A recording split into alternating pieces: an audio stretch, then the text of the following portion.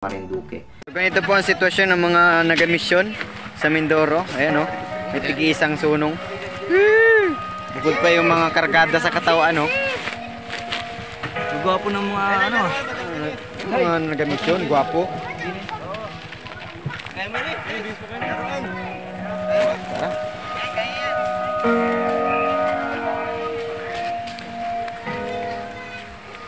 Hello po. Kargado. Di kasi kami sanay mag-akot sa Marinduque. Natakbo sa salungahin. Ha, 2, 3, 4, 5, 6, 7, 8, ha, 2. Ha, 2, 3, 4.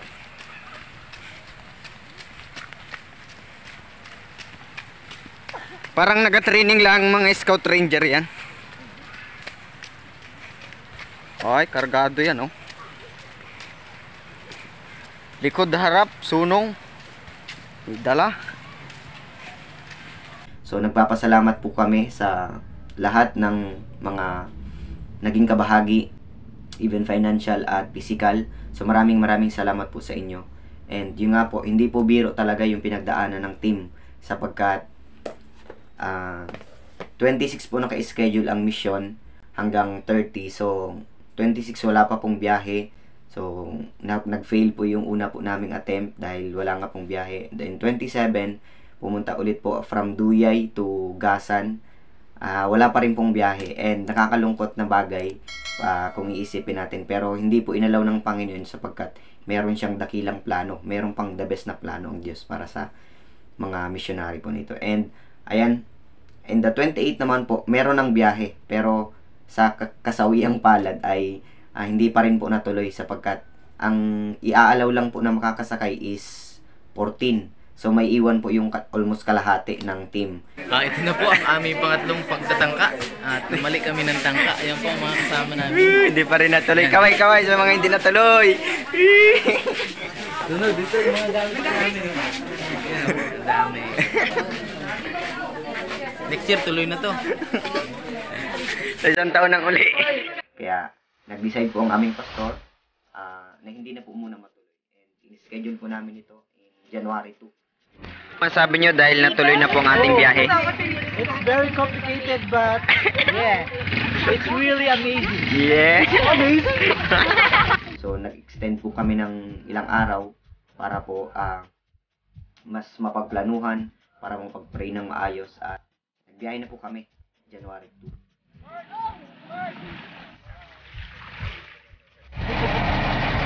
Let's get it on. Kaya ka na. Biyahe pa lamang is sobrang challenging na sapagkat sobrang daming nalula at sobrang daming nasuka and maraming hindi sanay sa biyahe.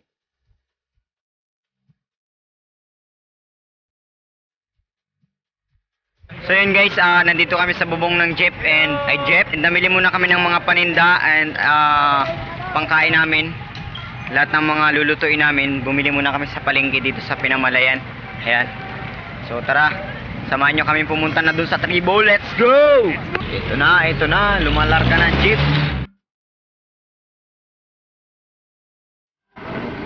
May na kami dito. Para magaan-gaan yan, mahirapan sa bundok. Mga babae din sa Ford. So nandito na yung sundo namin na Ford. Ayan. So yun, nandito na kami sa Bungabong and papunta na kami dun sa tribo. So mayroon kaming sundo pa kami sa bubong at safety dito. Ma-presko ang hangin tapos para ligtas sa lula. Takad na ang Ford namin. So kaway-kaway kayo dyan. Woo! Ay, hindi nagkawayan. Diretso yan.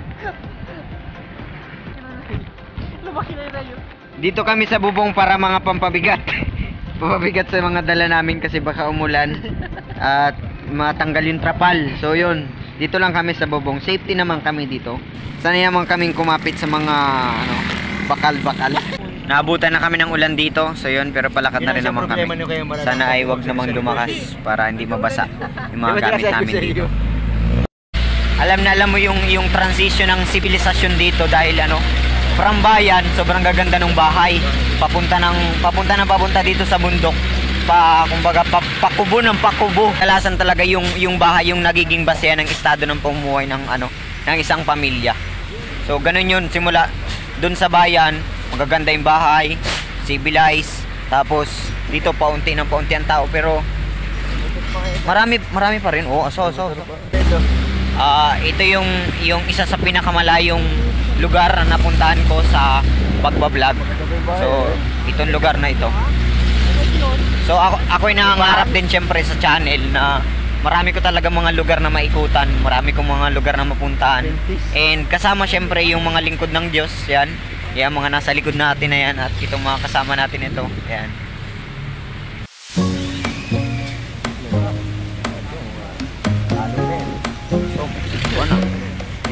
Haluan na rin iba. Dito mabagal ang tubig. Oo, may dilampi na. Oo, dilampi. Dilampi na yung iba eh. Mabasa na iba.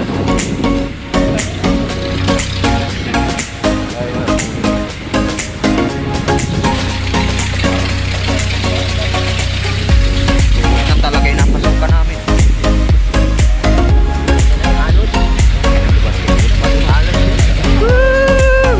Shout out!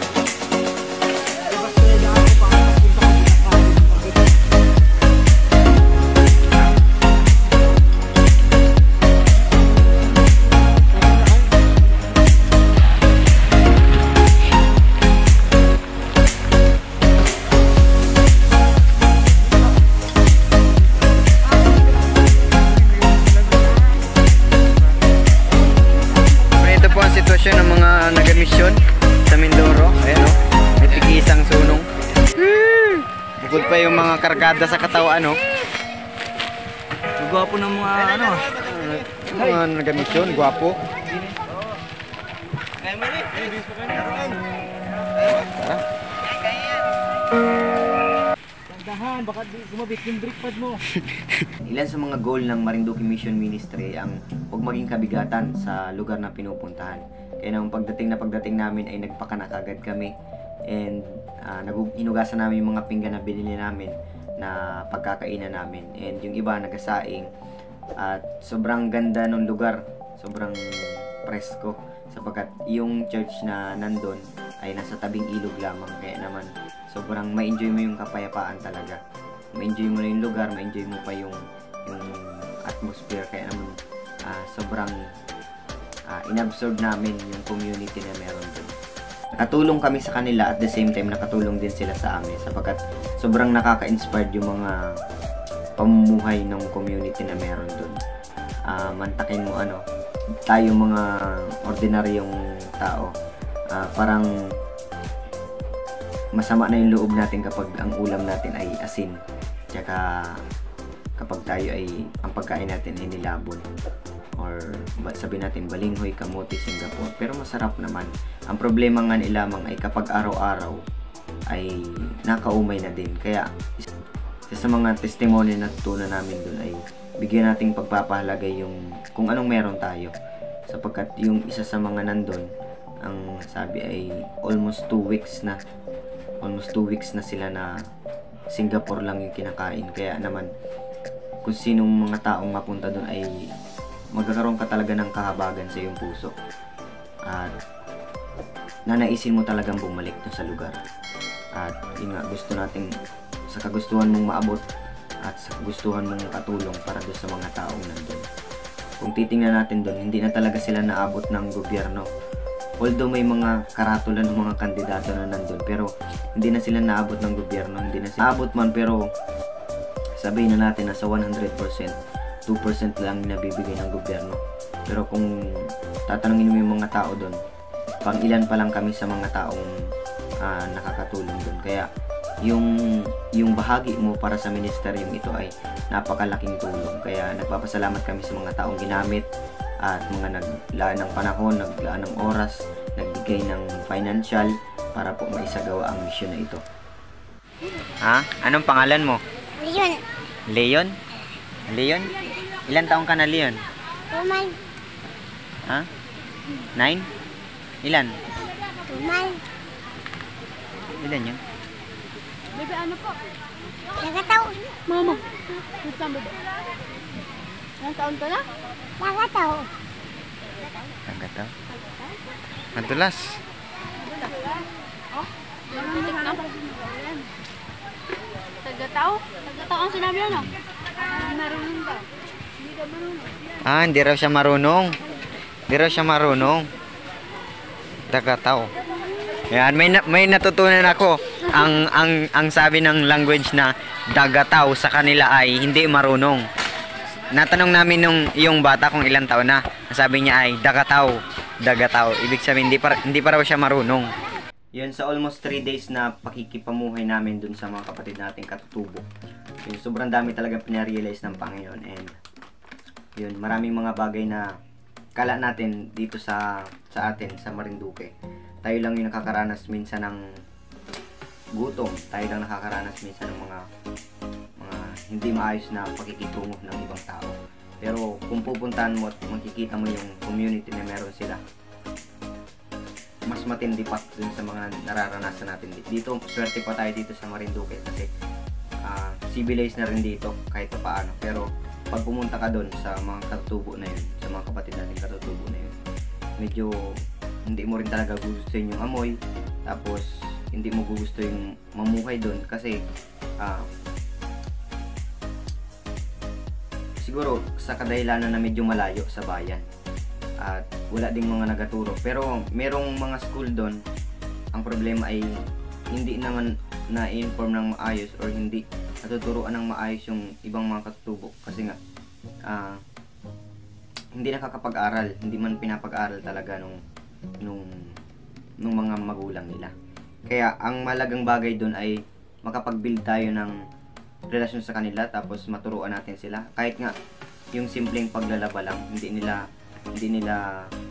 alam yung simpleng paglalaba lang. Pag naglalaba sila, hindi sila nagagamit ng sabon.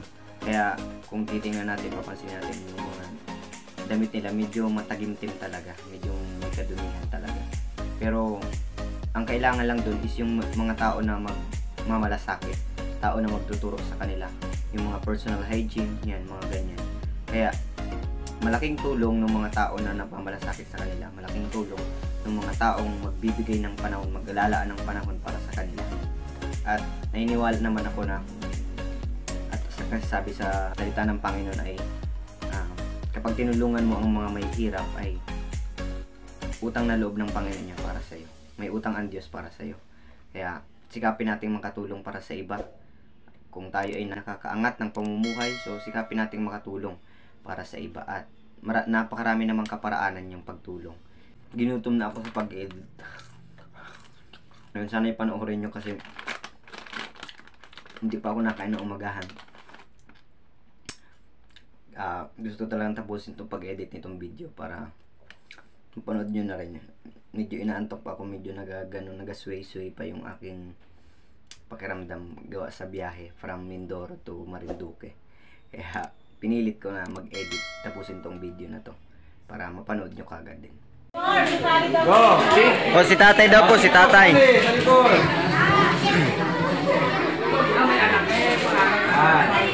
First question, dito po, makinig lahat. No coaching para sa 100 pesos. Okay? Ang akin pong lalawigan ng Mindoro ay kinabibilangan ng Memaropa. Okay? Ano po ang ibig sabihin ng ro sa Memaropa? Go! Woo!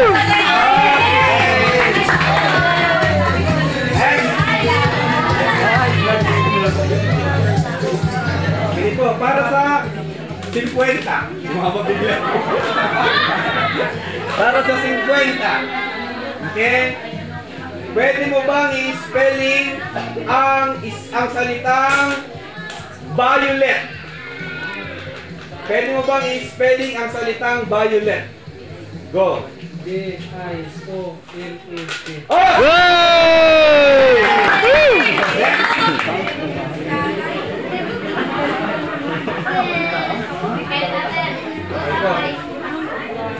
Tatay, para sa 50 pesos. Makinig. Kung ikaw po ay may 3 anak. Okay? Makinig, kung ikaw po ay may 3 anak, ano po? Ulitin ko po, kung ikaw ay may 3 anak, ang tawag sa una mong anak ay panganay. Ano po ang tawag sa panghuli mong anak?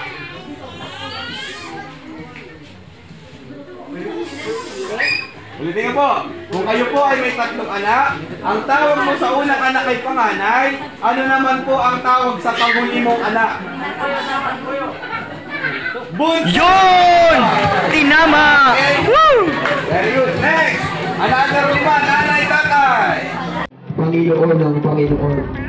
Salamat po. Maging ang aming pong grupo, dalhin niyo po kami sa mga lugar na kailangan ka. Dalhin niyo, Panginoon, ang ministeryo nito sa mga lugar na inihanda mo na, Panginoon. Salamat po. Salamat maging sa mga regalo na aming pong tatanggapin. Pagpalain niyo sila sa simpleng laruan, simpleng bigas, simpleng pagkain na aming pong naihanda. Maraming pong salamat.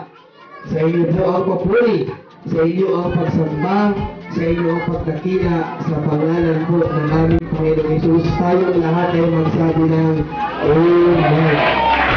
Pwede mo ba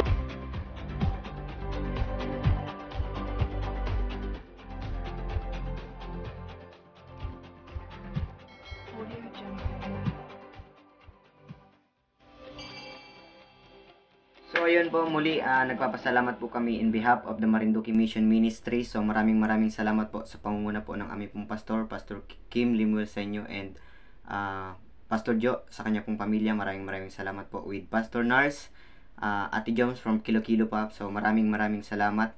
And maging sa buhay po ni Pastor Dewey, ayan, ever di mawala. Yan po yung contact po natin sa Mindoro. So pagpalain po kayo, Pastor, ng ating pong Panginoon. So saludo po kami sa inyo, and God bless po.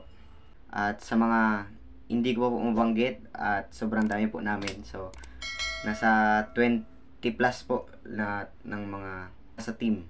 So, hindi ko man sila maisa-isa. So, maraming salamat po. And, alam nyo na yun, guys. So, pakisupport po ng video po na ito, and pakishare po natin para baka makita rin po ng kapwa po din natin mga mananampalataya, and kapwa din natin Pilipino. So, sana ay maraming makakita ng video na ito, and yun, God bless everyone. Tuloy-tuloy lang po sa pag-mission. So, pagpalain po tayo ng ating pong Panginoon. See you next vlog.